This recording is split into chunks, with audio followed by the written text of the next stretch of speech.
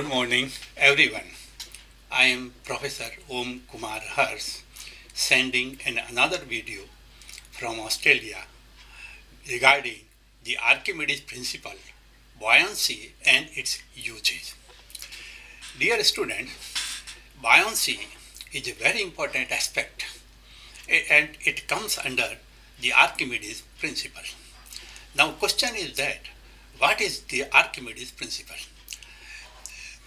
The Archimedes principle states that a body that is immersed in a liquid loses an amount equal to the weight of the displaced liquid. So when a solid is completely immersed in a liquid, it loses weight equal to the weight of the liquid it displaces. The Archimedes principle states that when a body is completely or partially immersed in a liquid, it experiences an upward thrust equal to the weight of the liquid it displaces. There are various applications of the Archimedes principle. For example, Archimedes principle is used in the design of all those things which are required to float. Because why body float is based on the Archimedes principle. Now, another question is that where do we employ the Archimedes principle in daily life? Yes, very interesting. When entering a tub filled with water, an amount of water corresponding to weight of the person is moved. A ship floats in the sea due to the buoyancy force acting on the water. Now, how do we utilize buoyancy in everyday life? We have several examples. For example, boat, ship, submarine. The most important example of buoyancy in our daily life are the boat, ship, and submarine floating in the water.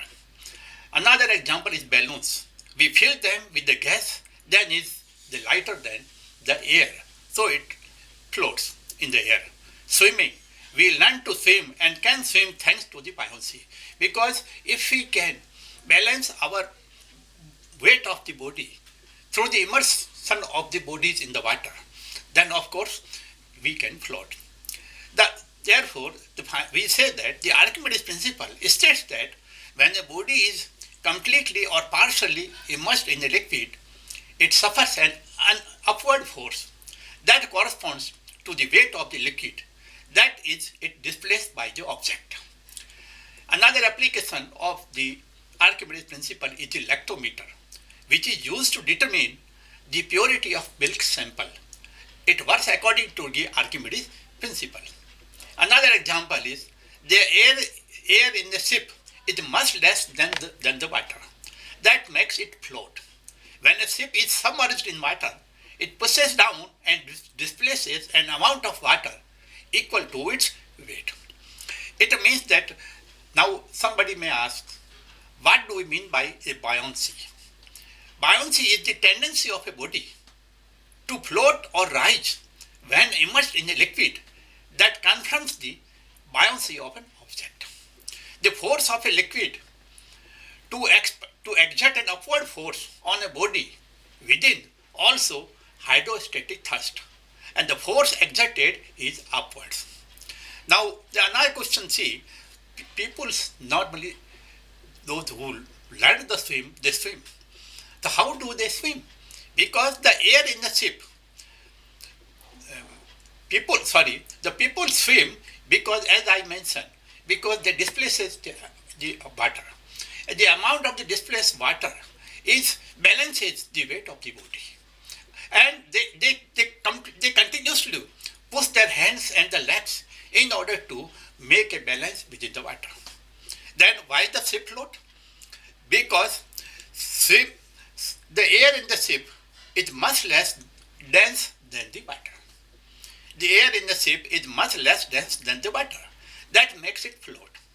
When a ship is submerged in water, it pushes down and displaces an amount of water equal to its weight.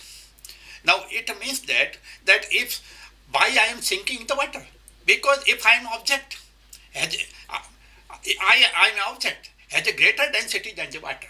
Therefore, it sinks.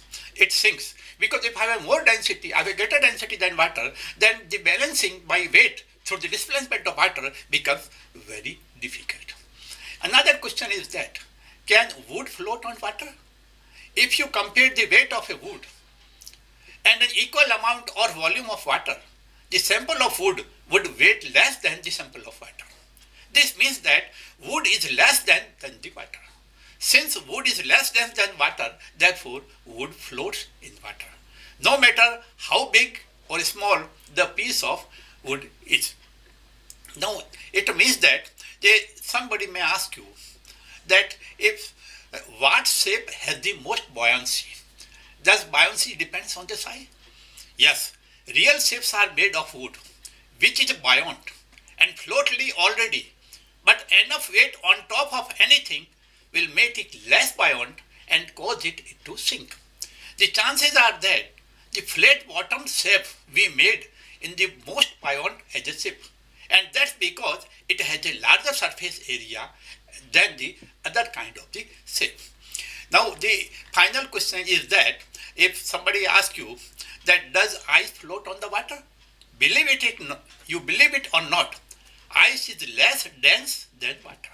Since the water is heavier, it displaces the lighter ice and allows the ice to float upwards. So dear student, I spoken few things about what is buoyancy, what is Archimedes principle, and where they are being applied. In next video, we would like to enlarge more of these principles and more of the example.